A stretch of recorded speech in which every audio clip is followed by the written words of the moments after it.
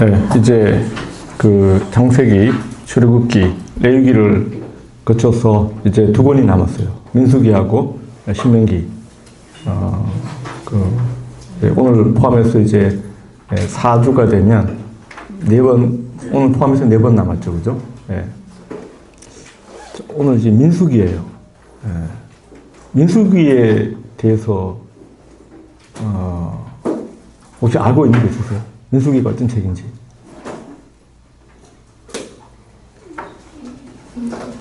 인구조사. 맞습니다. 인구조사. 또 어떤 게 있을까요?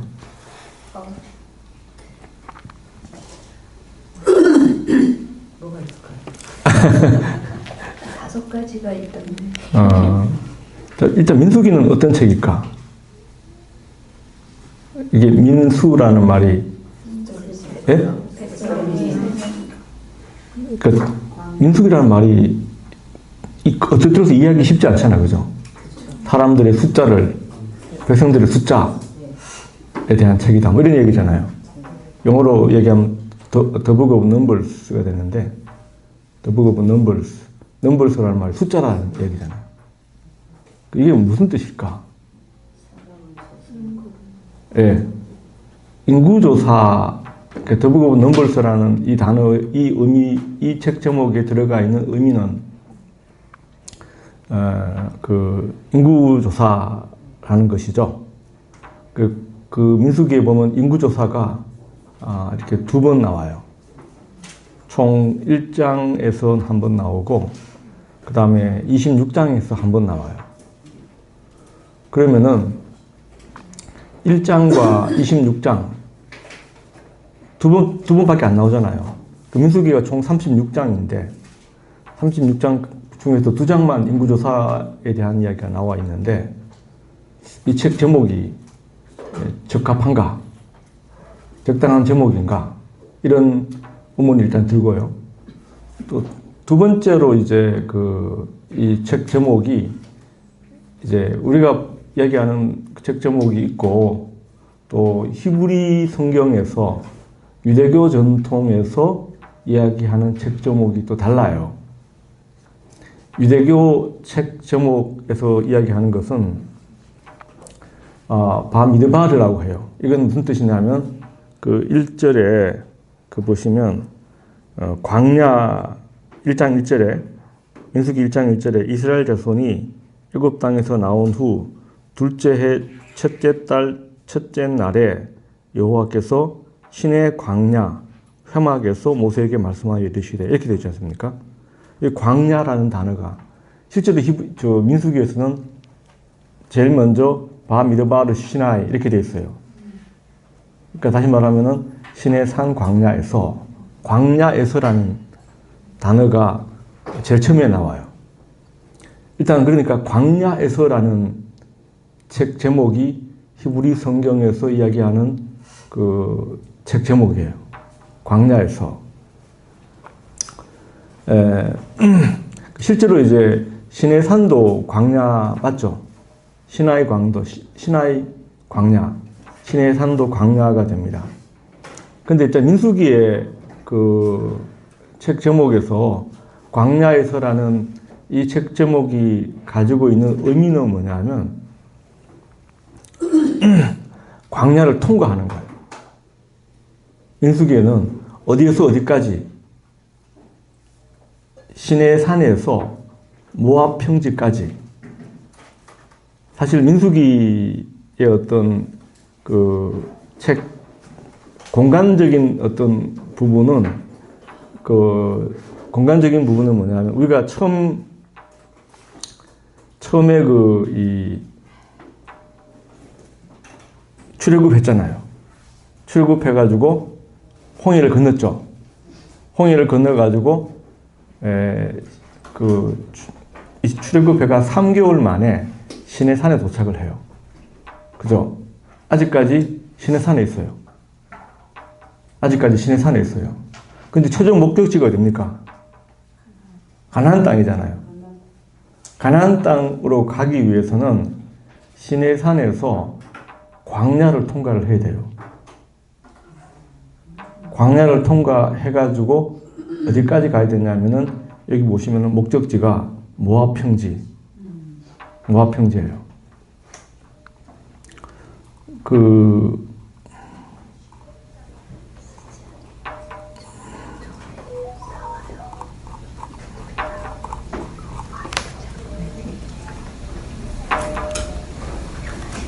이 모압 평지가 여기 보시면 여기까지 요 지도 한번 보시면은요. 이 람세스 여기서 출발해가지고 지금 현재 아직 시내산에 있어요. 시내산에 있고 모압 평지가 어디냐면은 여기 요쪽 지역이에요.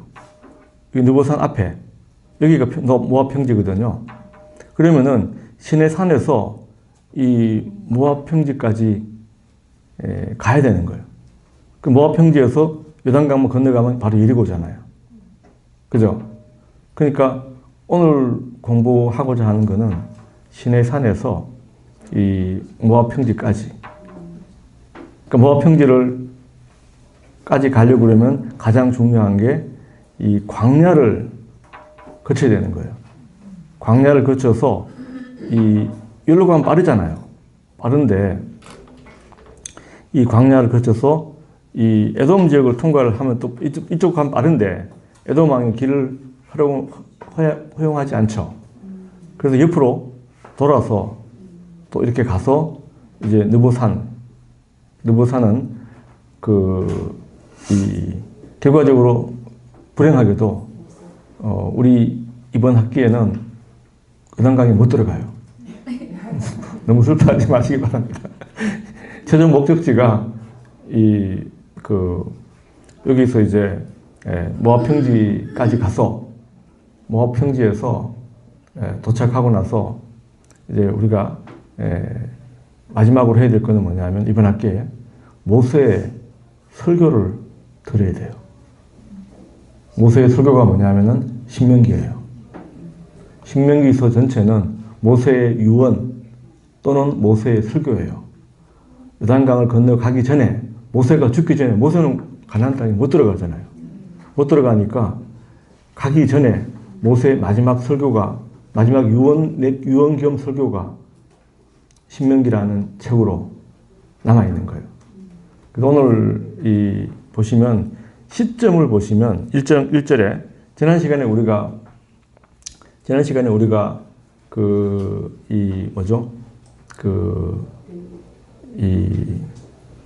시내산에 도착해서 출국한 지 2년 1월 1일에 뭘 했습니까? 2년 1월 1일에 성막을 세웠잖아요. 출국한 지 1년 딱 되던 해, 1년 딱 지나고 나서 2년 1월 1일에 성막을 세웠어요. 이제 성막을 세웠으니까 이제 모세가 레위기라는 책은 성막을 세웠으면 성막이 가장 중요한 기능이 속죄의 기능인데 그 속죄를 위한 제사 제도에 대한 이야기를 했고 또 어떻게 살아야 할 것인가 제사장을 세우고 제사장을 임명을 해요. 제사장을 임명을 하고 그 다음에 이제 성결 법전이 나와 있잖아요. 그 다음에 여기 시점이 뭐냐면은 이제 민수기 1장 2절에 보시면 둘째 달 첫째 날이에요. 2년 2월 1일이에요. 그러니까 성막을 세우고 한 달이 지났죠. 성막을 세우고 한 달이 지났어요. 이 시점 이제 뭘 할 것인가? 이 시점 뭘 할 것인가? 이제 뭐냐면은 이 첫 번째 다시 제가 돌아옵니다. 돌아오면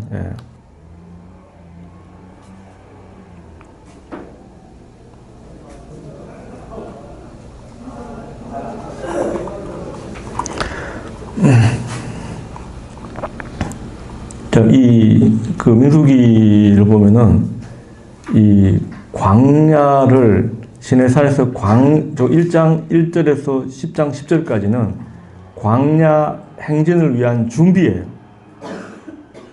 광야를 어떻게 통과할 것인가? 광야를 통과하기 위한 준비 과정으로서 이제 1장 1절에서 10장 10절까지가 광야 행진을 위한 준비예요.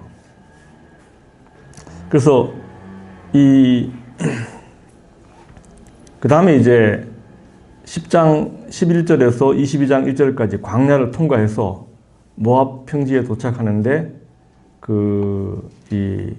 사실은 요 과정이 거의 40년 걸린다는 거죠. 모압 통지까지.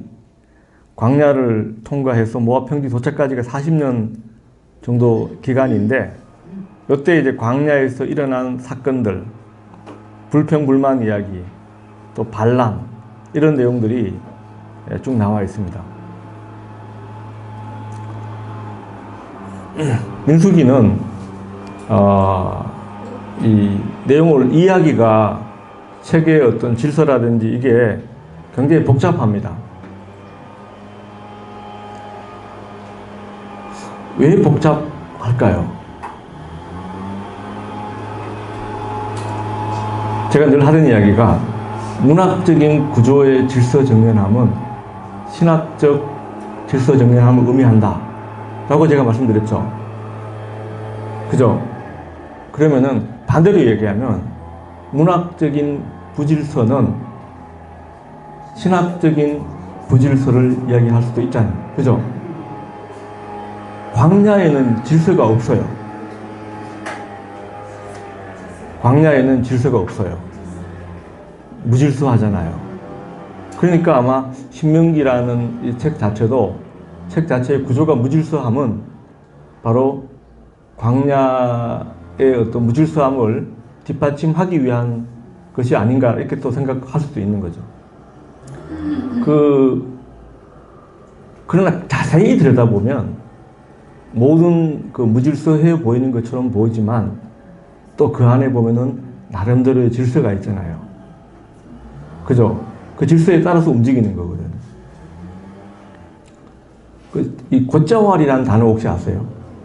곶자왈. 어디에서 쓰는 단어인지 혹시 아세요? 예? 제주도에, 맞아요. 맞아요. 제주도에서 쓰는 말 중에 이제 곶자왈이라는 단어가 있어요. 무슨 뜻인지 혹시 아세요? 곶자왈 뜻이 뭘까요? 예? 그러니까 한 번도 그러니까 손길을 가하지 않은 자연 그대로 상태의 숲을 이야기하는 거예요. 예. 제가 제일 아마 유명한 데가 사려니 곶자왈이라고, 사려니 곶자왈이라고, 거기는 하루에 한 50명밖에 안 받습니다. 미리 예약하지 않으면 못 들어가요. 그 사려니 둘레길 말고 곶자왈 자체 안에 들어가면 진짜 환경 제한을 합니다. 철저하게 제한해가 그 자체를 지키지 한 번도 사람이 손을 대지 않은 자연 상태로의 그 곶자왈이라는 단어가 이제 곶자왈이라는 단어인데, 저는 민수기를 생각해 보면 이 곶자왈 같은 게 아닌가 이런 생각이 들어요. 또 신학의 곶자왈 아니면은 굉장히 이렇게 보면은 진짜 광야 속에, 광야 모래밭에다가 금가루를 확 뿌려놨어요. 그러면 광야지만 금가루가 있잖아요. 금가루는 가치가 있는 거잖아. 그러니까 광야의 모래처럼 보이지만 그 모래 가운데도 금가루가 숨겨져 있는 게 아닌가, 이런 생각도 해봅니다. 그래서 이제 제주도 얘기하면 곶자왈이라는 단어가, 제가 참 제주도 갈 때마다 생각하는 단어가 곶자왈이라는 단어가 있고, 또 오름이라는 단어가 있어요. 혹시 아세요? 오름 많죠? 오름이 뭘까요? 예?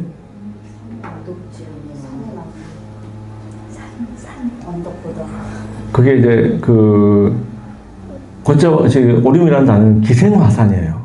새끼화산. 백록담이 최정점에 있잖아요.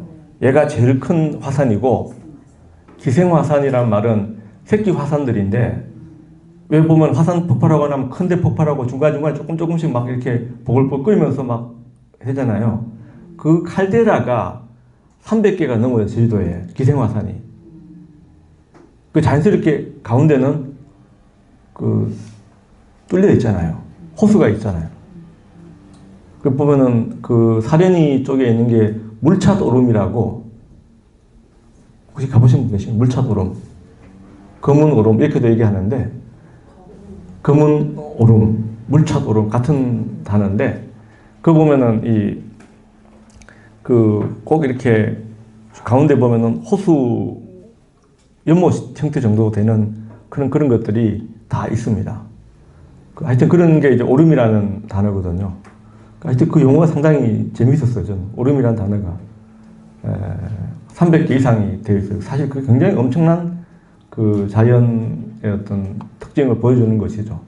하여튼 이 곶자왈이라는 단어가 민수기하고 잘 질서정연한 구조가 아니기 때문에, 다만 그러나 그 무질서함 가운데서도 자세히 찾아보면 그 수많은 금가루를 발견할 수 있지 않을까, 또 이런 생각도 할 수 있습니다. 그래서 1장에 보시면은 이제 제일 첫 번째 1장 2절에 보시면, 너희는 이스라엘 자손의 모든 회중 곧 각 남자의 수를 그들의 종족과 조상들의 가문에 따라 명수대로 계산할지어다. 일단은 왜 진편성의 목적이, 사실 이게 인구조사를 하기 위한 목적은 뭐냐면 남성이에요. 전투에 싸울 만한 자, 싸움에 나갈 수 있는 자들이에요. 3절에 보시면 20세 이상으로 싸움에 나갈 만한 자, 20세 이상으로 싸움에 나갈 만한 자. 왜냐하면 광야를 지나다 보면 광야에 어떤 사람들이 사는지 혹시 아세요? 그 베두인들, 목동들, 이런 사람들이 살거든요. 그렇기 때문에 우리가 성경에 나오는 아말렉 사람이라든지, 그 다음에 뭐 많은 그 사막에 사는 사람들이 있어요. 그 미디안 사람들, 아말렉 사람들, 그 다음에 이런 종류의 그 사막에 사는 사람들이 있는데, 이 사람들이 공격할 수 있잖아요. 당연히 많은 사람들이 지나가면 되게 이제 중동이나 옛날에 이쪽에서는 주로 장사하는 사람들이 있잖아요. 상단들이 움직이잖아요. 움직일 때는 뭐냐면은 항상 군인들을 데리고 다녀야 돼요.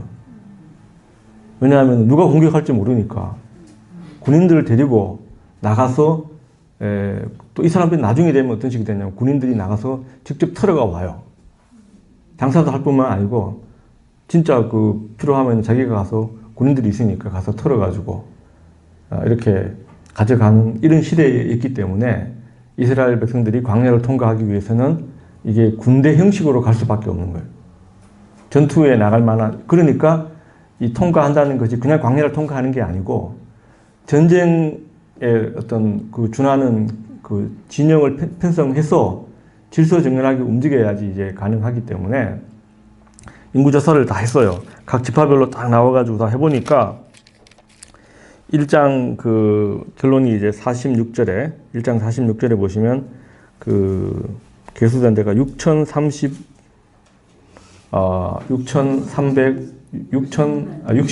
예, 죄송합니다. 예, 여기 60만 3,550명 이렇게 나와 있습니다.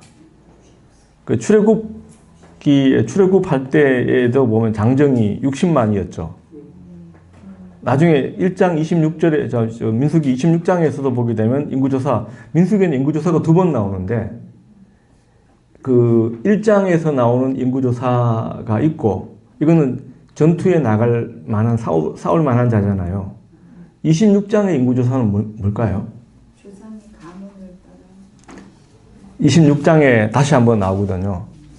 26장의 인구조사는 가나안에 들어갈 사람들이에요. 26장의 인구조사는, 그러니까 오늘 이제 13장과 14장이 오늘의 어떤 하이라이트인데, 13장과 14장이 오늘 수업의 하이라이트인데, 왜냐하면은, 가나안 정탐꾼 사건, 그 사건으로 인해서 이 사람들이 가나안 땅에 못 들어가잖아요. 1세대들은. 모든 1세대, 여호수아와 갈렙을 제외한 모든 1세대는 다 광야로 못 들어가요. 지금 이 1세대들은 출애굽한 세대들이잖아요. 출애굽 세대들이고, 그 다음에 26장에 가나안 땅에 들어갈 그 사람들은 광야 둥이들, 광야에서 태어난 애들이잖아요. 예? 2세대가 되죠. 그러니까 1세대는 다 죽어야 되는 거예요. 하나님께서 그렇게 심판을 했기 때문에, 믿지 못했기 때문에. 그러니까 2세대가 26장에 있는 거예요. 광야에서 태어난 애들이에요. 얘들은 가나안 땅에 들어갈 수 있는 거예요. 근데 인구조사를 해보니까, 첫 번째 인구조사를 해보니까 60만 명이죠. 출애굽할 때하고 거의 같아요. 자, 그러니까 이제 60만 명, 남자만, 20세 이상 남자만 60만 명이면, 어린아이, 여성, 이런 분들 다 이렇게 포함하면, 인구가 한 200만 명 좋게 넘었을 거라고 보잖아요. 자, 그런데 이게 200만 명이면, 제가 계산해 보니까 서울서 한 대전까지 일렬로 세우면은, 인구가 어마어마한 숫자예요. 1m 간격을 세워도 서울서 대전까지 한 200km 되잖아요. 그 정도 거리인 거예요, 이게. 그러면은 이 숫자가 과연 이게 현실성이 있는 숫자인가? 이건 늘 이렇게 많은 의문을 제기해 왔어요. 역사성에 대해서. 그래서 이제 이걸 어떻게 해석할 것인가에 대한 다양한 어떤 시도들이 있어 왔는데, 이 첫 번째로 보면은 첫 번째 제가 이제 600이고 이 1000이라는 숫자가 히브리어에서 1000이라는 단어가 엘레프라는 단어예요. 히브리어로 숫자 1000을 가리키는 단어가 엘레프라는 단어인데, 이게 어떤 군사적인 단위가 아닌가.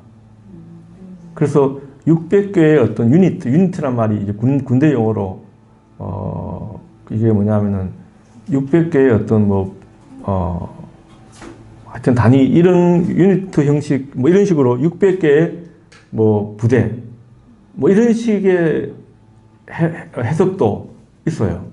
그러나 이게 이제 여기만 그런 게 아니고, 출애굽할 때도 60만이었고, 그러면은 나중에 더 보면 이게 계속 60만이라는 것이 계속 반복적으로 나오기 때문에, 이게 단위로 된 것이 민수기에서만 그렇고 딴 데는 안 그랬나, 그게 아니라는 거죠.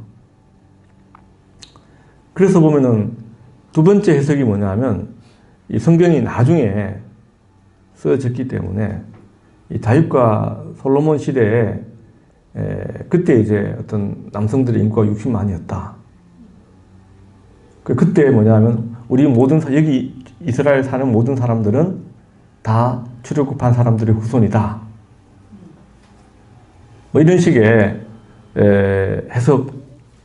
해석인데, 다윗과 솔로몬 시대 인구가 60만이었다는 것도 근거가 없어요. 이것도 사실 학설일 뿐 증명할 수 있는 방법이 없어요. 그 다음에 이제 일반적으로 얘기하는 것이, 성경에서는 하나님의 약속의 성취를 의미하는 신학적인 숫자이다. 이게 이제 항상 60만으로 똑같이 나오기 때문에 그래요. 일정하게 하늘의 별처럼, 바다의 모래처럼 많은 후손들을 이렇게 보내줄 것이다. 많은 후손들을 줄 것이다. 이런 것이 성취될 것이다. 이 신학적인 성취의 숫자로서 60만. 이렇게 풀이하는 것이 가장 이렇게 좀 어울리지 않을까 생각을 해봅니다. 그 다음에 이제 2장 레위인들은 이 계수에서 빠집니다. 빠지고, 이 2장에서 이제 나오는 이게 진영의 군대가 자, 이렇게 되어 있어요. 분영이 되어 있으면 여기 앞에 3개 지파, 여기 3개 지파, 여기 뒤에 3개 지파, 여기 3개 지파, 요 가운데가 그 레위인들, 성막이 있고, 성막은 레위인들이 움직이잖아요. 그 레위인들이 여기가 이제 제일 앞쪽이에요. 동쪽에 유다 지파가 중심이 되고, 이런 식으로 딱 진영을 구축해가지고 행진하기 위한 진영을 구축한 거예요. 요 모양이에요. 그 2장의 내용은. 자, 이렇게 해서 이제 진영을 구축을 했어요. 자, 그 다음에 이제 이 3장에 가면,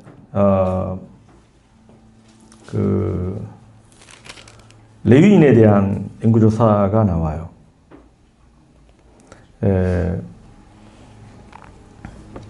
레위인의 인구조사가 나오는데, 그, 인구조사를 결과가, 3장 40절에 보면은, 그 39절에 보시면, 이, 모세와 아론이 여호와의 명령을 따라 레위인을 각 종족대로 계수한 즉 1개월 이상 된 자가 모두 22,000명이었더라. 그죠? 22,000명이었습니다. 레위인이 22,000명인데, 근데 이제 그 하나님이 레위인은 내 거라고 그랬잖아요. 그죠? 왜 하나님이 레위인을 내 거라고 얘기했을까요? 자, 이 원리가 이거예요. 모든 이스라엘에서 처음 태어난 가축 있죠. 처음 태어난 가축, 초태생은 전부 하나님께 바쳐야 돼요. 제사로 바쳐야 되는 것이죠. 그런데 그 사람도 태어난 장남은 전부 하나님께 제물로 바쳐야 되는 거예요. 그거는 어떻게 됩니까? 그런 전통이 고대에도 있었던 것으로 보입니다. 인신제사라는 것이 굉장히 광범위하게 고대 세계에 사람을 바치는 그 제사가 있었습니다. 근데 성경에서 보게 되면 대표적으로 이제 그 이삭을 바치는 장면. 그죠? 그것 자체가 이러한 인신제사를 바치지 말라라는 신학적 근거로서 창세기 22장이 나왔다라고 주장하는 학설도 있습니다. 그러니까 사람은 근데 바칠 수가 없잖아요. 그럼 어떻게 됩니까? 네? 그러니까 뭐냐면 레위인을 하나님 거라는 거예요. 모든 레위인은 내 거다. 인신제사는 인신제사는 안 되는 거죠. 인신제사 자체는 금지가 되면서 그 대신에 일반 동물은 초태생을 우리가 잡아서 바칠 수 있잖아요. 그리고 소실절 이런 것도 첫 이삭, 첫 곡식도 바칠 수 있는데 사람은 바칠 수가 없잖아요. 사람은 바칠 수가 없으니까 사람은 바칠 수가 없으니까 하나님이 레위인들은 전부 내 거다. 근데 문제가 있어요. 그러면은 원리가 모든 집안의 장자들 숫자 있잖아요. 이스라엘은 모든 집안의 장자들하고 레위인 숫자하고 두 개 비교를 해보는 거예요. 그러면은 레위인 숫자가 조금 적어요. 이스라엘 사람들의 장자의 숫자가 더 많아요. 그럼 하나님이 손해잖아요. 손해잖아요. 그래서 나온 게 여기 뭐냐면은 273명이 더 많은 거예요. 거기 보시면 그 43절에 1개월 이상으로 된 처음 태어난 남자의 총계는 22,273명이죠. 273명이 더 많은 거예요. 이럴 경우는 어떻게 하냐? 한 사람당 성전에 5세겔로 돈을 계산해가지고 그걸 성전의 세겔로 바쳐야 되는 거예요. 성전의 세겔로 바쳐야 되는 거예요. 그러다 보니까 이 이스라엘의 장남 숫자하고 레위인의 숫자가 같아야 되는데 이게 맞추기 쉽지 않잖아요. 항상 안 똑같을 거 아니에요. 그죠? 이스라엘의 장남 수가 273명이 더 많은 거예요. 이럴 때는 속전으로 대신 받습니다. 그래서 성전 세겔로 5세겔씩 해가지고 273을 속전을 받았으니까 그 50절에 보시면 그 이스라엘 자손에 처음 태어난 자에게서 받은 돈이 성소의 세겔로 1365세겔이라 273 곱하기 5 하면 그 숫자가 나올 거예요. 자, 이렇게 해가지고 계산하는 계산법이 나온 거예요. 네. 하나님이 손해를 결코 안 보시네요.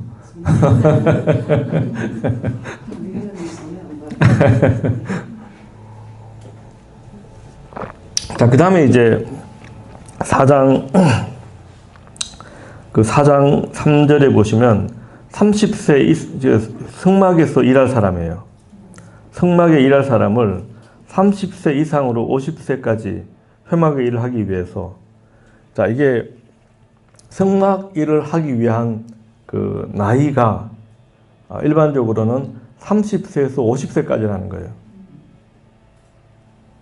그러니까 30세라는 개념은 아마 뭘까요? 그 어떤 정신적 연령의 성숙도를 의미하는 것이고요. 50세라는 거는 그 육체적 그 나이, 요즘 같으면 한 70에도 될 것 같은데. 70, 80까지도 할 것 같은데. 하여튼 간에 그걸 의미하는 것으로 보이는데, 그러니까 예수님도 30세가 되어서 공생애에 나갔잖아요. 그 당시 일반적으로 하나님의 일을 하기 위해는 나이가 30이 되어야 한다. 이런 어떤 유대교 전통이 있었던 것으로 보이죠. 그러니까 예수님도 30세가 되었을 때 그 공생애 일을 나가셨다. 에스겔 성경 1장 1절에 보면 아무 없이 그냥 30년에 이런 단어가 나와요. 에스겔 1장 1절을 보시면 그게 에스겔의 나이를 의미하는 것이다 라고 보통 봐요. 그러니까 그래서 30살 이 개념이 나오는데, 이건 이제 나중에 성경 내에서 보게 되면 항상 무조건 30살이다 이렇게는 적용이 안 되었던 것 같아요. 어떤 때는 25세, 레위인의 숫자가 좀 부족해요. 숫자가 부족하면 25세까지 내리기도 하고, 또 어떤 때는 20세로 내리기도 하고, 상황에 따라서 조금 변동은 있습니다만 기본적으로 30세였던 것 같아요. 제가 어릴 때만 하더라도 나이가 30이 안 되면 목사 안수를 안 줬어요. 30살 될 때까지 기다려야 된다. 목사도 하려면 30살이 되어야 한다. 그런 전통을 있기도 했습니다. 예. 이게 보면 그런 맥락에서 이렇게 볼 수가 있습니다. 4장에서는 결과적으로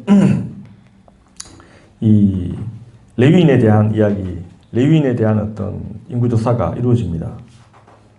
자, 그 다음에 이제 5장과 이 6장이나 이런 부분은,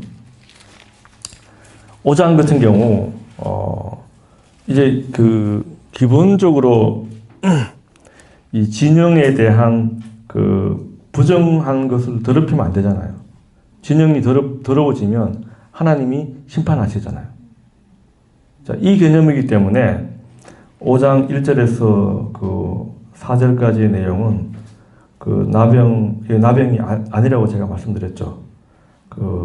피부병 환자와 유출증이 있는 자와 죽음으로 부정하게 된 자를 진영 밖으로 다 내보내라. 이렇게 하면서 부정함을 정결하게 해야지, 이게 이제 진영의 청결함을 유지할 수가 있는 거죠. 자, 그 다음에 이제 죄를 부정함에 대한, 그 다음에 뭐냐면은 죄에 대한 값을 치르는 거죠. 죄를 지었으면 반드시 제사를 지내야 한다. 윤리적인 정결이죠. 어떤 종교적인 정결과 윤리적인 정결. 자, 그 다음에 이제 사실 가장 우리가 곤혹스러운 성경 구절, 성경의 내용이 5장 11절에서 이 5장 마지막까지의 내용입니다. 아내의 간통을 밝히는 제의적인 절차를 이야기하고 있어요. 만약에 자, 이 내용은 만약에 남편이 아내가 다른 남자와 간통하는 장면을 직접 목도했다면 그건 간통이죠. 그죠? 그런데 이제 아내가 자꾸 의심을 하는 거예요. 자, 남편이 자기 아내를 계속 의심을 하게 되었을 때, 그때 이제 밝히는 절차예요. 그러면은 그 아내를 제사장한테 데리고 와서 제사장이 여기 보시면은 그 11절 13절에 보시면 한 남자가 그 여자와 동침하였으나 그의 남편이 눈에 숨겨 드러나지 아니하였고 그 여자의 더러워진 일에 대한 증인도 없고 그가 잡히지 아니하였어도 남편이 의심이 생겨 아내를 의심하였는데 그의 아내가 더럽혀졌거나 또는 그 남편이 의심이 생겨 아내를 의심하였으나 그 아내가 더럽히지 아니하였든지, 자, 이럴 경우에 실제로 간통을 했는데 드러나지 않았거나 간통을 하지 않았는데 남편이 의심을 계속 할 경우, 이럴 때 이제 제의적인 절차를 밟아라는 거예요. 이것을 뭐냐면은 5절에 보시면 절차가 있어요. 제사장한테 데리고 가서 보리가루 10분의 1과 에바를 헌물로 드리고 기름 붓지 말고 유황도 두지 말고 의심의 소재. 그래서 거기서 이제 티끌을 해가지고 거기다 쓴 물을 저주가 될 쓴 물을 자기 속에 들고 여인에게 명세하게 해서 만약에 실제로 간통을 했으면은 그 여자의 배가 터져서 죽게 될 것이고 그냥 아무 일이 없으면은 이제 무죄가 되는 거죠. 이게 실제로 이게 어떤 작동 원리인지는 우리가 알 수 없죠. 네? 자, 이런 부분에 대해서 자, 이걸 오늘날 우리가 어떻게 해석할 것인가에 대한 부분이에요. 그래서 이제 저도 막 의심하고 이런 타입이 전혀 아니어서 제가 사람이 둔해가지고 전혀 그런 걸 잘 못 느끼는 편인데, 이게 여성들이 어처증이라고 그러죠. 어처증, 어부증. 이거는 어처증이죠. 여기서 나오는 건 어처증이죠. 어처증의 경우에 여자가 너무 괴롭잖아요. 너무 많이 시달릴 거 아니에요. 그죠? 이럴 때 이제 어떤 여성의 권리를 하기 위한 정책이고, 실제로 이렇게 해놓으면 어떤 남자가 실제로 이렇게 데리고 가서 할 수 있을까요? 오히려 이런 학자들의 해석은 정말 다양합니다. 이게 오늘날 봤을 때 이런 제도가 무엇을 의미할까?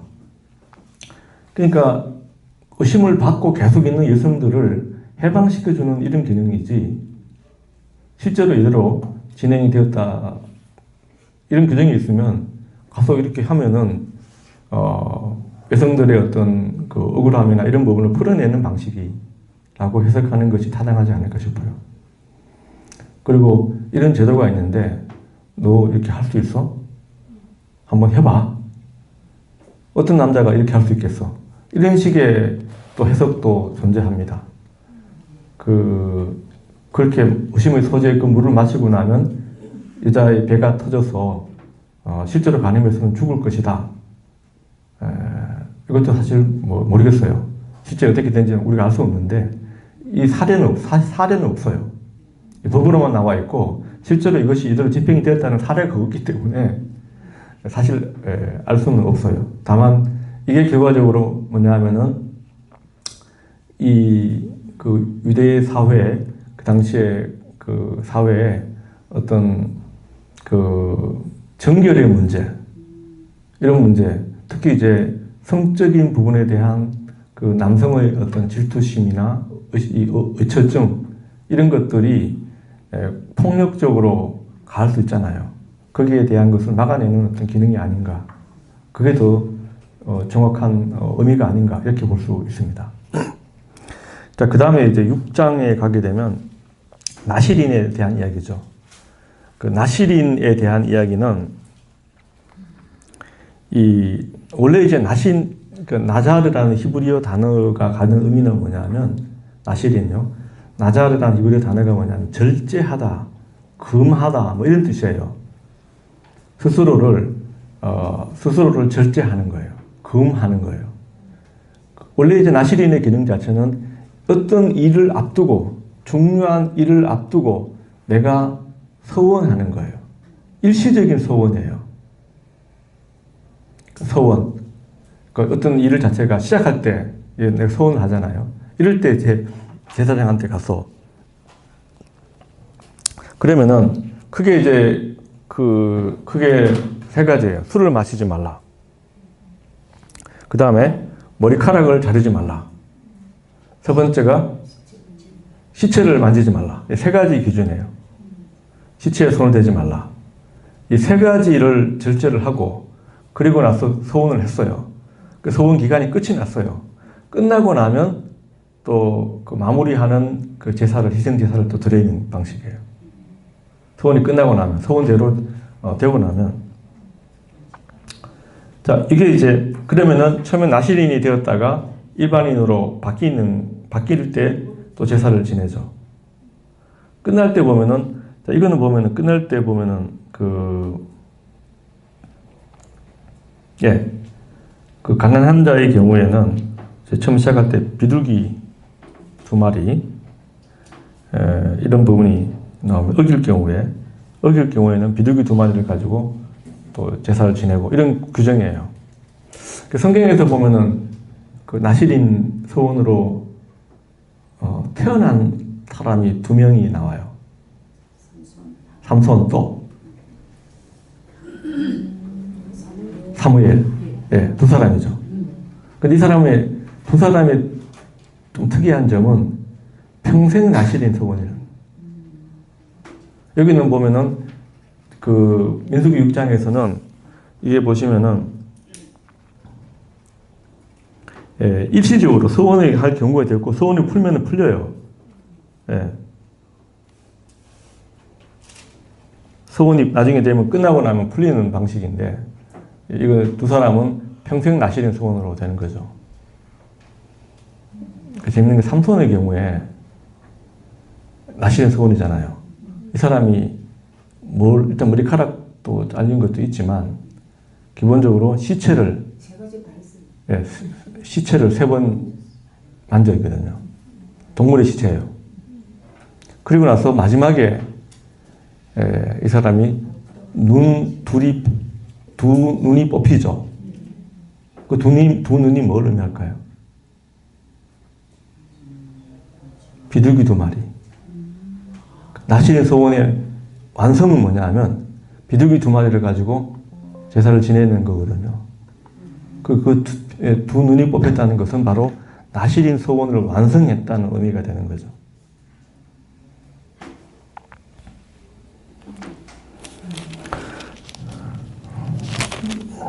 네, 그 다음에 6장 22절부터 27절까지 이거 한번 읽어보겠습니다. 미셸 오셨어요? 안 오셨어요? 미셸? 오셨어요. 그러면은 JW 킴은 누구시죠? JW 킴? 네. 제가 카카오톡에서 이제 찾아놓은 거. 여호와께서 모세에게 말씀하여 이르시되 아론과 그의 아들들에게 말하여 이르기를 너희는 이스라엘 자손을 위하여 이렇게 축복하여 이르되 여호와는 내게 복을 주시고 너를 지키기를 원하며 여호와는 그의 얼굴을 내게 비추사 은혜를 베푸시기를 원하며 여호와는 그 얼굴을 내게로 향하여 드사 평강 주시기를 원하노라 할지라. 자, 여기까지 보시면 이렇게 이제 제사장의 축복 기도라고 우리가 마지막에 축도하잖아요. 축도할 때 이걸 그대로 이렇게 하는 그 교파들도 있어요. 그러니까 요 구절 자체가 재밌는 것은 뭐냐면 여호와가 3번 나오죠. 여호와는 3번 나오죠.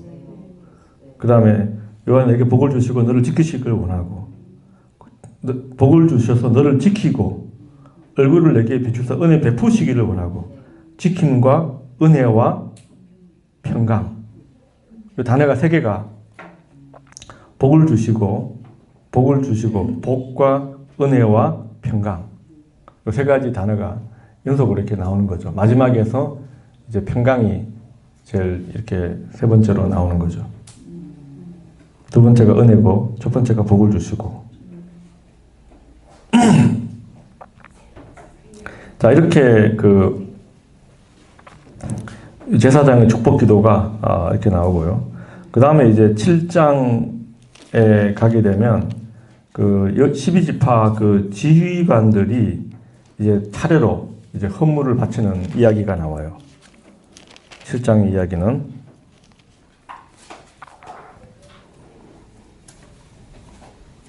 그 다음에 8장은 레위인들이 바치는 또 봉헌이에요. 그 다음에 이 9장에 가게 되면 그 유월절 율법을 이야기를 하고 있는데 그 유월절이 이제 니산월 14일, 1월 14일이잖아요. 1월 14일인데 이때 이제 시체를 부정하게 되어서 부정한 상태에서는 그러니까 누가 이렇게 장사가 나서 그 시체를 만질 수밖에 없잖아요. 이렇게 되면 부정하게 되잖아요. 부정한 상태에서는 유월절을 못 지키기 때문에 유월절을 못 지켰어요. 그래서 이제 뭐냐면은 한 달 뒤에 2월 14일에 이제 유월절을 지키는 그 답을 얻어내죠. 모세가 하나님으로부터 그러면 두 번째 달 14일에 이걸 지킬 수 있게 이렇게 하게 됩니다. 그리고 이제 행진을 준비를 합니다. 이제 광야로 떠날 그 준비가 9장 15절에서 23절까지의 내용은 행진을 준비하는 거예요. 그 구름이 덮이고 뭐 이제 구름이 바뀌고 뭐 이런 이야기가 나옵니다. 그다음 10장에 가면은 10장 2절에 나팔 둘을 만들어서 회중을 소집하고 그 두들겨 만들어서 그것을 회중을 소집하고 하는 부분이 나옵니다. 그 나팔을 9절에 보시면 10장 9절에 보시면 또 너희 땅에서 너희가 자기를 압박하는 대적을 치러 나갈 때 나팔을 크게 불지니 그리하면 너희 하나님 여호와가 너희를 기억하시고 너희를 대적에서 구원할 것이다. 나팔을 크게 불라. 이렇게 얘기를 하고 있습니다. 자, 그 다음에 이제 이 대망의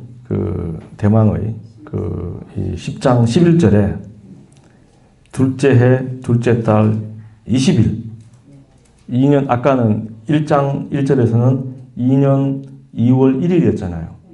20일 동안 준비를 하죠. 인구조사하고 다 준비하고 나서 11절에 둘째 해, 둘째 달 20날에 구름이 증거의 장막에서 떠오르매 이스라엘 자손이 시내 광야를 출발하여 자기 길을 가더니 바람 광야에 머물렀다. 이렇게 되어 있습니다. 자, 여기 이제 그 아까 지도 다시 또 한번 더 띄우면은 이 성막이 세워진 거는 2년 1월 1일. 아까 그 민수기의 인구조사가 2년 2월 1일. 이제 2년 2월 20일 날 이제 드디어 출발하게 됩니다. 화려하게 출발합니다. 멋지게 출발합니다. 출발은 좋았어요.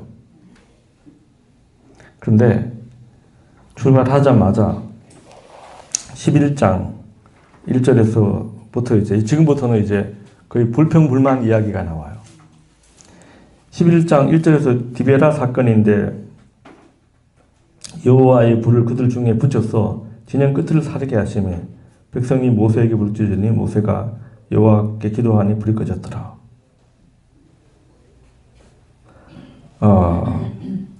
백성이 악한 말로 원망하며 자, 이거는 출발했잖아요. 하자마자 이제 그 이유는 백성들이 어떤 이유로 원망했는지에 대한 것들은 안 나와요. 근데 그 불평이나 불만의 그 레파토리가 쭉 나오는데 하나님한테 물 주세요. 밥 주세요라고 하잖아요. 거기에 대해서 하나님이 그게 불평불만이라고 심판한 적은 없어요. 다 줘요. 근데 그것보다 더 많은 욕심을 부려가지고 막 하잖아요. 이거는 이제 문제가 돼요. 실제로 광야를 다니면 물이 진짜 생명입니다. 물 없으면 진짜 이만큼만 있어도 이거 자체를 난 못 줘요. 달라고 했을 때 못 줄 만큼 물 자체가 굉장히 생명이죠, 사실은. 물이 생명인데 그 생명 자체를 그러니까 아마 이것도 물에 대한 거 아닌가 생각은 드는데 자세히 여기는 원인은 안 나와 있습니다. 자, 그 다음에 이제 고기에 대한 불평이에요. 11장 4절에 보시면 그들 중에 섞여 사는 인종들이 탐욕을 품음에, 이 섞여 사는 인종들이라고 되어 있잖아요. 이 사람들이 누굴 이야기할까요? 이 사람들이 이집트에서 나올 때 중다한 잡족이라고 나와 있잖아요. 이 어떤 출애굽기 12장 38절에 보시면 중다한 잡족이라고 나와 있어요.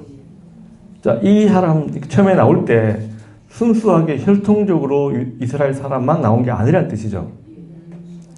사는 어떤 사회적으로 불평불만 인자들, 약자들이란지 하여튼 변두리에 사는 이런 사람부터 같이 나온 거죠. 자, 대개 보면 이 사람들이 되게 불평불만을 가장 많이 일으키고 주도하고 하는 사람들이 이 사람들로 많이 나옵니다. 여기 보시면은 이 사람들은 주로 뭐냐면은 먹는 거에 관심이 많아요. 탐욕. 그렇게 해서 이야기하기를 이집트에서 있을 때 생선과 오이와 참외와 부추와 파와 마늘, 이것이 생각나는데 지금 보면은 만나밖에 없다. 우리에게 고기를 달라. 이렇게 요구합니다. 실제로 이제 양파와 마늘 이런 것들은 대부분의 굉장히 대표적인 강장식품이죠. 기력을 도와주는 식품이다 보니까 절에서 스님들도 이거 못 먹게 해요. 수행에 방해가 된다고. 근데 이집트의 기록에 의하면 노동자들한테 이걸 공급을 해요. 놓고 보면 이게 이제 그 당시에도 강장식품으로 활용이 되었다는 것을 알 수가 있습니다. 자, 그래서 이게 성경에서 이제 계속 많이 나오는 이유 중에 하나가 환애굽의 욕망이에요. 이집트로 다시 돌아가고 싶어 하는 욕망. 이집트를 추억하는 거예요. 그때 내가 잘 먹고 잘 살았는데 이 자체가 큰 죄로 다루어지고 있습니다. 왜 이것이 죄가 될까요?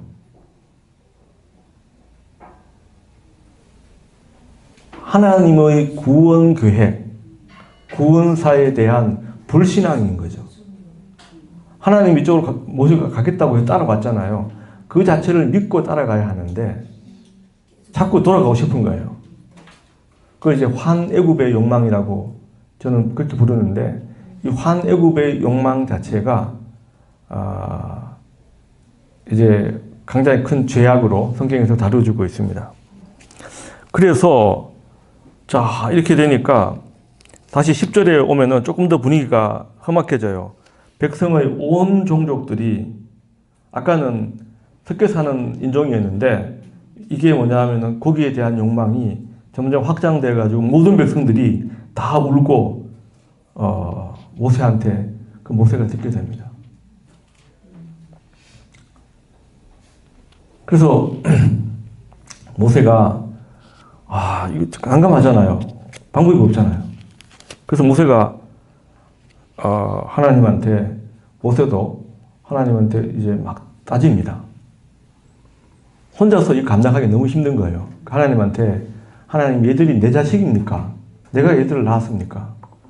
왜 모든 사람들이 나한테 와서 이렇게 하고 하나님 내가 얘들을 어떻게 책임집니까? 차라리 나를 죽여주십시오. 나 얘들 감당 못합니다. 이렇게 얘기합니다. 자, 그렇게 되니까 하나님이 모세한테 그 이야기를 합니다. 장로 70명을 뽑아라. 장로 70명을 뽑아서 여기 성경에 보시면 그 17절에 내가 강림하여 거기서 너와 말하고 내게 임한 영을 그들에게도 임하게 하리니 그들이 너와 함께 백성의 짐을 담당하고 너 혼자 담당하지 아니하리라. 그러니까 하나님이 모세에게 임했던 영이 있어요. 그러니까 모세의 권위는 모세 자신에게서 나온 것이 아니고 하나님이 모세에게 임했던 영에서 모세의 권위가 나오는 거잖아요. 그죠? 그 영을 70명의 장로들에게 똑같이 나누어 주겠다는 거예요. 자, 그러면서 이제 나눠주면 어떻게 되냐? 그래서 이제 그 고기 이야기를 쭉 하면서 23절이 굉장히 유명한 구절이죠. 민수기 11장 23절 여호와께서 모세에게 이르시되 여호와의 손이 짧으냐? 내가 이제 내 말이 내게 응하는 여부를 볼 것이다. 계산법 아무리 주산 뚫고도 인간적인 것은 방법이 안 나오잖아요. 고기를 먹을 수 있는 방법이 안 나오잖아요. 안 나오니까 그러니까 이제 모세가 나가서 70명의 장로를 모아요. 그래서 이 보시면은 그 25절에 여호와께서 구름 가운데 강림하사 모세에게 말씀하시고 그에게 임한 영을 70 장로들에게도 임하게 하시니 영이 임하신 때 그들이 예언을 하다가 다시는 하지 아니하였더라.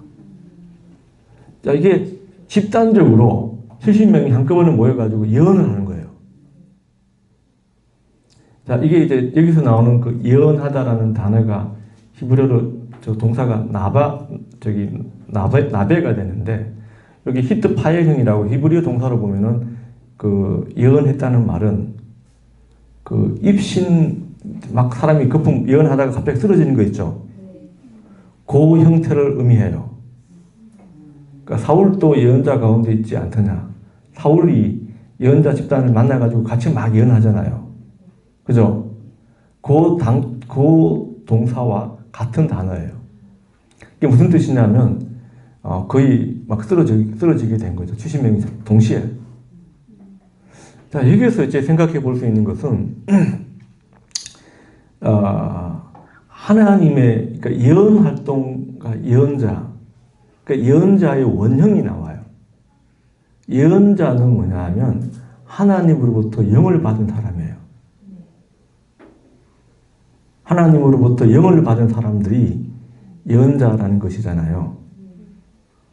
그런데 이 사람들이 70명이 모세가 혼자 하던 거를 70명이 짐을 나누잖아요. 그러면은 하나님의 영이 임해서 이 사람들이 같은 목표를 바라보게 된다는 거예요. 비전을 공유하는 거예요. 목표를 공유하는 거거든요. 그러니까 하나님의 영을 받은 사람들이 70명이 공유하니까 모세가 혼자 외롭지 않잖아요. 그 70명과 짐을 나눠 갖게 되는 거잖아요.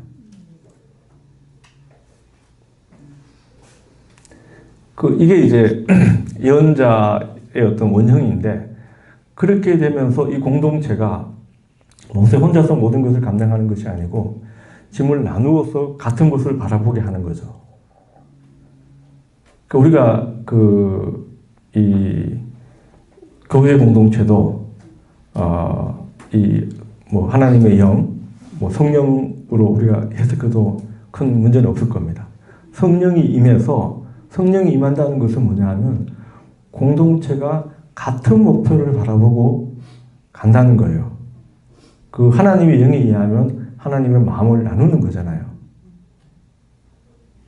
자, 이게 안 되면은 계속 쉽게 말하면 오합지졸이 됩니다. 그렇죠?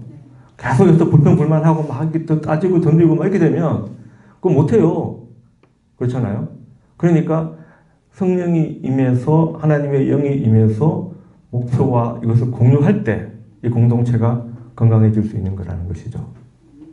이런 맥락에서 이 사건 이 자체가 그래서 보면은 나중에 그 엘닷과 메닷이라는 이 사람이 참석을 못했는데 이 사람도 동시에 장로 70명에 들어갔으니까 이 사람에게도 영이 임한 거예요.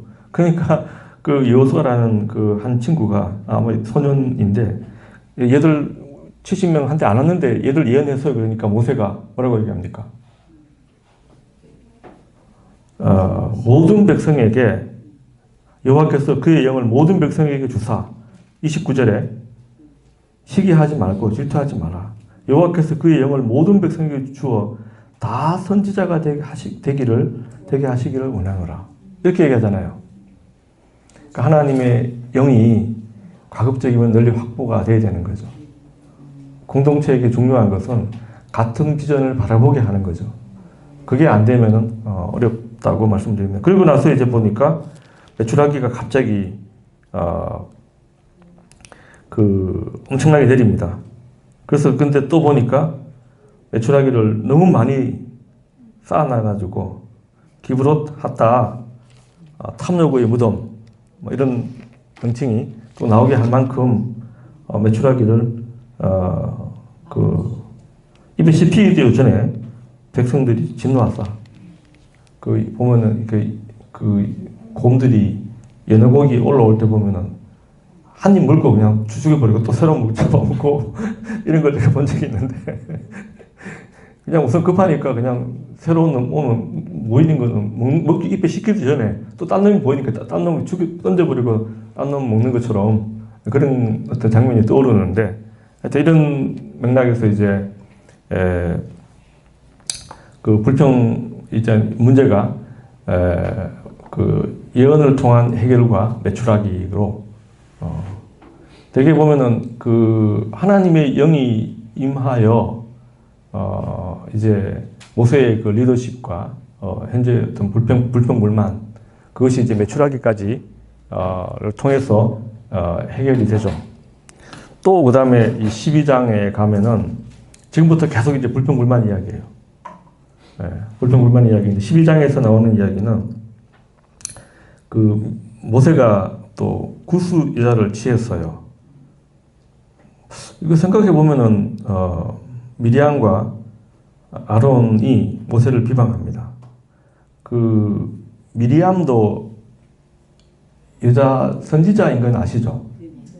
출애굽기 15장에 보면은 미리암이 그 출애굽기 15장 20절, 22절 거기 보시면 미리암이 여자 선지자예요. 선지자인데 그 미리암 아론은 제사장이잖아요. 그러면 모세도 선지자, 예언자거든요. 그러면은 그 같은 급인데 모세에 대해서 이제 흔들기가 시작이 된 거죠. 왜 구수 여자를 취했느냐 비방을 하기 시작합니다. 그 다음에 3절에 이 사람 모세는 온유함이 지면의 모든 사람보다 더하였더라. 자, 온유함이라는 이 단어가 그 히브리어로 아나브라는 뜻인데 이건 약간 이제 어떤 의미냐 겸손한 자, 또 약간 고난받은 자 이런 의미로도 가능합니다. 그러니까 하여튼 그 일종의 낮은 자 뭐 이런 개념으로도 번역이 가능합니다. 가장 겸손한 사람이다 이런 표현이 가능하고 자 이렇게 되니까 또 흔들리기가 시작이 되니까 4절에 그 여호와께서 모세와 아론과 미리암에게 해산하고 회막에 오라고 하니까 이야기를 합니다. 6절에 이르되 내 말을 들으라. 너희 중에 선지자가 있으면 나 여호와가 환상으로 그에게 알리기도 하고 꿈으로 말하기도 하거니와 내 종 모세는 그렇지 아니함이니 그는 내 온 집에 충성함이라. 그와는 내가 대면하여 명백히 말하고 은밀한 말로 하지 아니하고 그는 또 여호와의 형상을 보거늘 너희가 어찌하여 내 종 모세 비방하기를 두려워하지 아니하냐. 그러니까 모세에 대한 독특함은 하나님과 직접 대면했다. 우리가 하나님을 직접 보면 죽잖아요. 죽는데 모세는 이제 특별한 사람이다. 자, 이렇게 그 리더십을 모세에 대한 그 지도력을 확실하게 하나님이 이야기를 합니다. 그러면서 이제 미리암이 그 10절에 여기도 마찬가지로 나병이 아니고 악성 피부병에 걸리게 됩니다. 그래서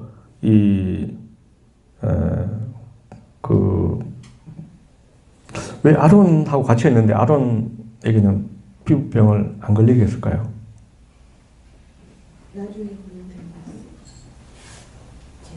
맞습니다. 아론은 제사장이거든요. 대제사장인데 얘가 피부병에 걸리면 이건 말이 안 되잖아요. 체면이 말이 안 되죠. 질서가 다 무너지는 거죠. 그죠? 하여튼 그런 맥락에서 아론은 일단은 차마 아론까지는 그렇게 안 하고 미리암이 일단은 자, 그 다음에 이제 오늘의 그 하이라이트라고 하고 있는 그 13장, 14장이 가나안 정탐꾼에 대한 이야기예요. 이 심판 처음에 보면은 13장 가나안 땅 이 정탐꾼 보내는 이야기죠. 뭐 이제 정탐꾼이고 그 17절에서 20절까지요. 정곡자 선생님 오셨어요? 안 오셨어요. 허리가 아프셔서. 예. 홍인숙 오셨나요? 안 오셨나요? 최인실. 네. 네, 읽어주시면. 네. 모세가 가나안 땅을 정탐하러 그들을 보내며 이르되 너희는 네겝길로 행하여 산지로 올라가서 그 땅이 어떠한지 정탐하라. 곧 그 땅 거민이 강한지 약한지 많은지 적은지와 그들이 사는 땅이 좋은지 나쁜지와 사는 성읍이 진영인지 산성인지와 토지가 비옥한지 메마른지 나무가 있는지 없는지를 탐지하라. 담대하라. 또 그 땅의 실과를 가져오라 하니 그때는 포도가 처음 익을 즈음이었더라. 예, 여기서 보시면 이제 모세가 지시한 거예요. 그 땅이 어떠한지, 그 땅 거민이 강한지 약한지, 많은지 적은지, 사는 땅이 좋은지 나쁜지, 진영인지 산성인지, 토지가 비옥한지 마른지, 나무가 있는지 없는지. 그 결과적으로 보면 뒤에 이제 40일 정도 정탐하기를 마치고 나서 그 바란광야 가데스에 와서 보고를 합니다. 그래서 27절에 모세에게 얘기합니다. 당신이 우리를 보낸 땅에 자, 이 말은 어떤 의미일까요? 정탐꾼의 관점이에요. 하나님이 보낸 것도 아니고 당신이 우리한테 보냈지 않냐? 우리를 보냈지 않았느냐? 책임을 전가하는데 그것은 젖과 꿀이 흐르는데 그것이 이 땅의 과일이다. 그러나가 28절에요. 그 땅 거민은 강하고 약한지, 아까 여기 보시면은, 앞에 한번 보시면은, 강하고 약한지, 강하죠. 그 다음에 성읍은 견고하고, 성읍이 진영인지, 산성인지, 이 개념이 이제 성읍은 견고하고, 그 다음에 힘이 크다. 거기서 아낙 자손을 보았다. 그리고 아말렉인은 남방 땅에 거주하고 헷인과 여부스인과 아모리 있는 산지에 거주하고 가나안인 해변의 요단강에 거주하이다. 자, 그 땅 주민이 강하고 견고하고 그 다음에 아낙 자손이 살고 있다. 아낙 자손은 거인족이죠. 젖과 꿀이 흐르는 땅은 맞아요. 그러나 그 주민은 강하고 성읍은 견고하고 힘이 큽니다. 아낙 자손이 거하고 있다. 그래서 이 정탐한 땅 자체는 32절에 보시면 이스라엘 자손 앞에서 그 땅을 악평하여 이르되 우리가 두루 다니며 정탐한 그 땅은 그 주민을 삼키는 땅이요 거기서 본 백성은 신장이 장대한 자들이고 네피림의 후손인 아낙 자손의 거인들을 보았나니 우리는 스스로 보기에도 메뚜기 같으니 그들이 보기에도 그와 같았을 것이니라. 이렇게 이야기하고 있어요. 자, 네피림의 후손이 아낙 자손이에요. 스스로 자신들을 메뚜기라고 평가를 하고 있어요. 자, 이 젖과 꿀이 흐르는 땅. 이 젖과 꿀이 흐르는 땅이라고 했을 때 젖은 뭐냐 하면은 양의 젖을 이야기합니다. 꿀은 뭐냐 하면 대추야자 열매. 혹시 대추야자 드셔보셨어요? 네, 많이 드셔봤네요. 이게 여기에 대추야자 열매고요. 일종의 야자수, 우리 제주도에 보면 야자수 있잖아요. 야자수 종류가 뭐 수백 가지 되는 걸로 알고 있는데, 그 중에 이제 중동 지역에서 생산되는 게 이제 이 열매가, 요게 이제 대추야자. 유리고산 대추야자가 가장 비싸고 퀄리티가 좋은 것이죠. 그 보면은, 그러니까 저지라는 거 양의죠. 대추야자 열매가 많이 있어서 젖과 꿀이 흐르는 땅이다. 이렇게 풀이할 수 있습니다. 거인족은 네피림이라는 것은 6장 4절에 보면, 창세기 6장 4절에 보면 하나님의 아들과 사람의 딸 사이에 태어난 자녀들이에요. 얘들은 뭐냐면은 반신반인이에요. 반신반인. 하나님과 사람 사이에 태어났잖아요. 이게 반신반인적 존재가 되는데, 이 사람들의 후손이 안악자손이다. 거인족이라는 뜻이에요. 그러므로 우리가 이길 수 없다. 이렇게 이야기하고 있는 거죠. 그러면서 뭐냐면 14장에 가서는 우리가 애굽으로 돌아가자. 자, 이게 이제 환애굽의 욕망이에요. 출애굽기 14장 12절에 이때는 뭐냐면 앞에는 홍해가 있고 뒤에는 이집트 군대가 따라오잖아요. 자, 이럴 때 이제 출애굽기 14장 12절에 환애굽의 욕망, 16장 3절, 민수기 11장 5절, 신명기 17장 16절 전부 이게 뭐냐면은 환애굽의 욕망이에요. 얘들이 나옵니다. 하나님의 구원 사역, 출애굽 사건에 대한 반역이고 불신앙이다. 그러니까 하나님에 대한 불신으로 온 회중이 모세를 돌로 치려고 합니다. 자, 이때 그 레파토리가 하나님도 똑같은 레파토리예요. 이 백성을 다 죽이고 모세를 통해 새로운 나라를 이루겠다. 이것도 언제 했습니까? 하나님이? 예? 맞는 것 같은데? 얘기해 보세요. 아론이 금송아지 만들었을 때 이스라엘 백성들이 금송아지 만들고 다 지냈잖아요. 이때 모세가 내려와서 하나님이 모세한테 얘기했습니다. 이 백성을 다 죽이고 모세를 통해서 새로운 나라를 이루겠다. 그러니까 모세가 또 똑같은 레파토리를 얘기해요. 그 레파토리가 뭔지 아세요? 하나님 체면을 좀 생각해 주세요. 이렇게 여기서 죽이면은 주변 나라 사람들이 하나님을 뭐라고 욕하겠습니까? 애굽에 매장지가 없어서 이 광야까지 데리고 와서 죽였습니까? 이렇게 창피를 당하지 않습니까? 이렇게 하면서 용서를 구합니다. 그러나 하나님은 이제 그 레파토리 속에서 모세가 이제 기도하면서 이스라엘 죄를 사합니다. 여호수아와 갈렙을 제외한 모든 1세대가 가나안 땅에 다 들어갈 수 없고 하루를 1년 40년 동안 광야를 떠돌다가 죽을 것이다. 하루라는 게 40일 동안 정탐 활동을 했잖아요. 그게 하루를 1년으로 잡아서 40년 동안 광야를 떠돌다가 죽게 될 것이다. 이런 심판 선언을 하게 됩니다.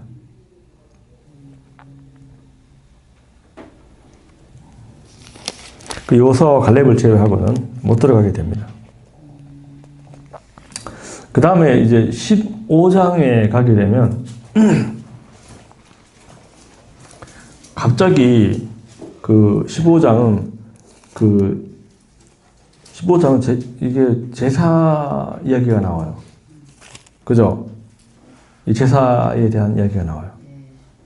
갑자기 왜 또 제사 얘기가 나올까요? 이건 가나안 땅에 들어가서 드릴 제사거든요.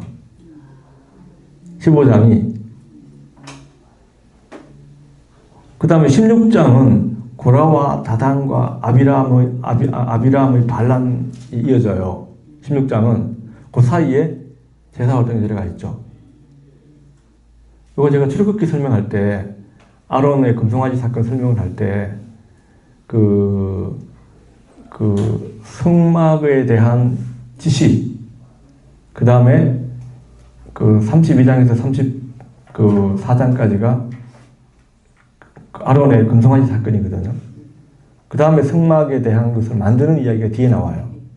그래서 아론의 금송아지 사건이 거기 들어가 있는 중간에 들어가 있는 이유가 뭐냐?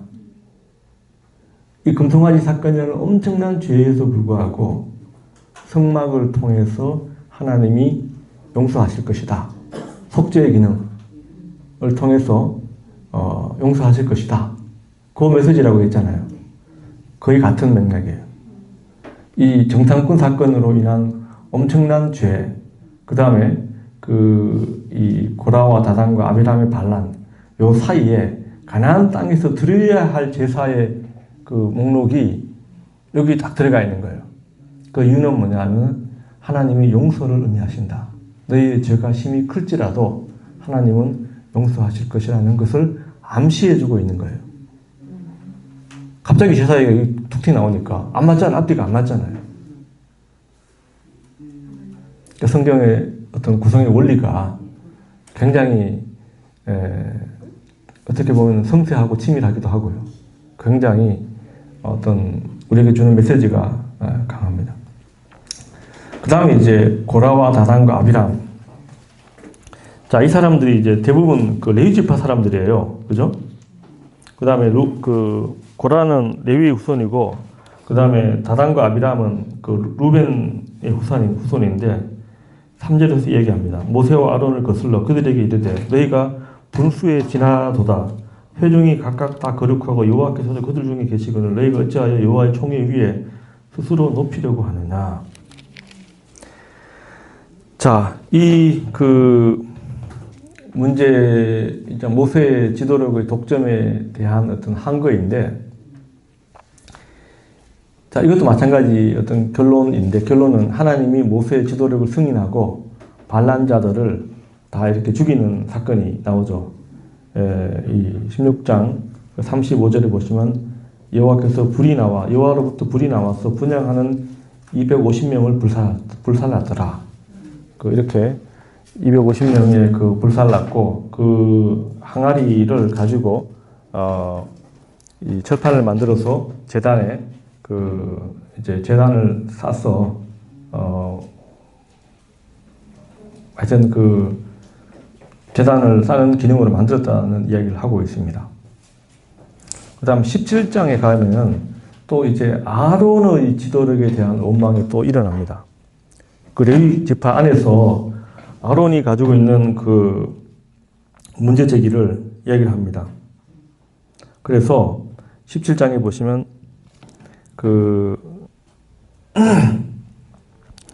레위의 지팡이하고 나머지 가문의 지팡이에 각각 이름을 쓰게 하는데, 아론의 지팡이에 싹이 났잖아요. 그죠? 아론의 싹난 지팡이 우리가 또 잘 알고 있습니다. 근데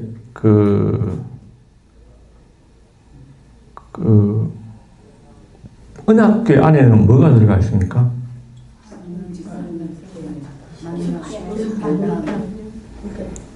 확실해요?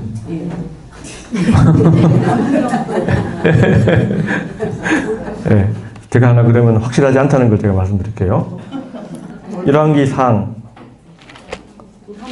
돌판 칩필만 들어가나요? 맞아요.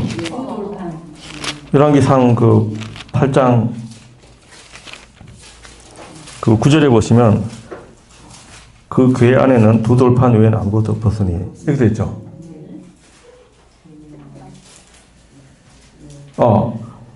돌판 외에는 아무것도 없었어요. 열왕기상 8장 9절에는 두 돌판만 들어가 있잖아요. 근데 우리가 알고 있는 그 세 가지는 어디에서 나왔을까요?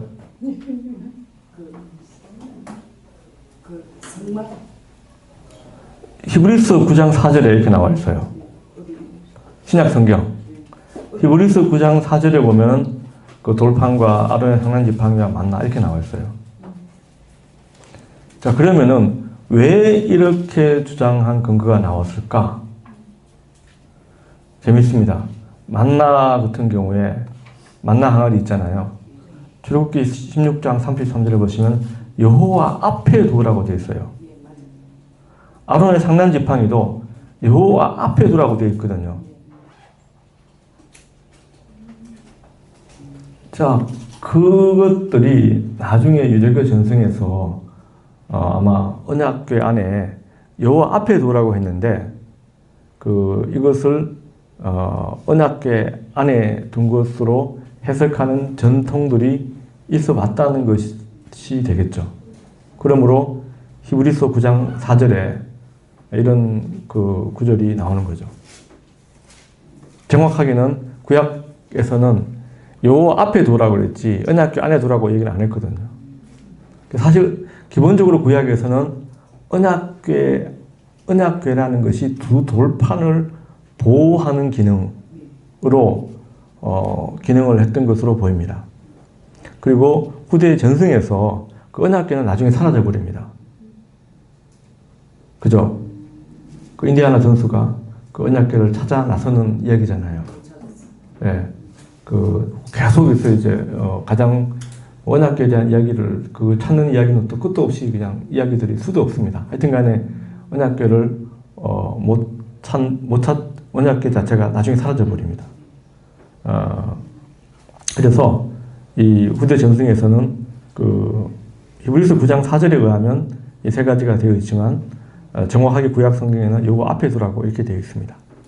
예, 그리고 열왕기상 8장 9절에는 두 돌판만 언약궤 안에 있다고 얘기를 하고 있습니다.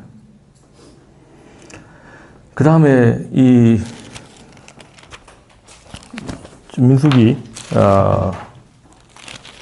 20장에 요것만 제가 빨리 하고 제가 마치겠습니다. 민수기 20장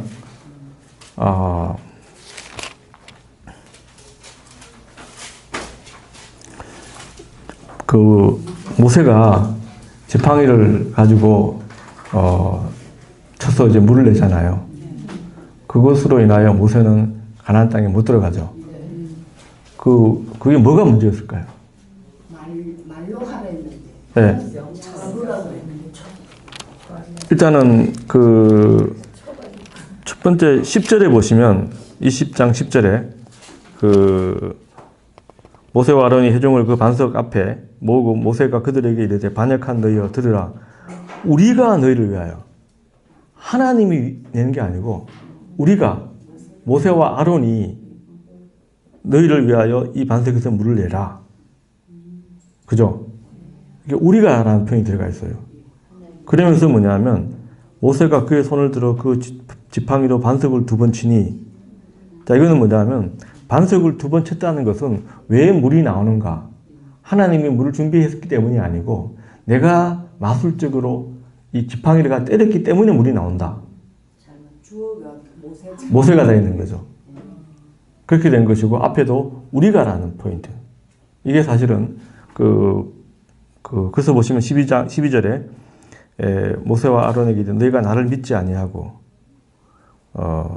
이스라엘 자손의 목전에서 내 거룩함을 나타내지 아니한 거로 가나안 땅에 못 들어간다. 이런 이야기를 하고 있습니다.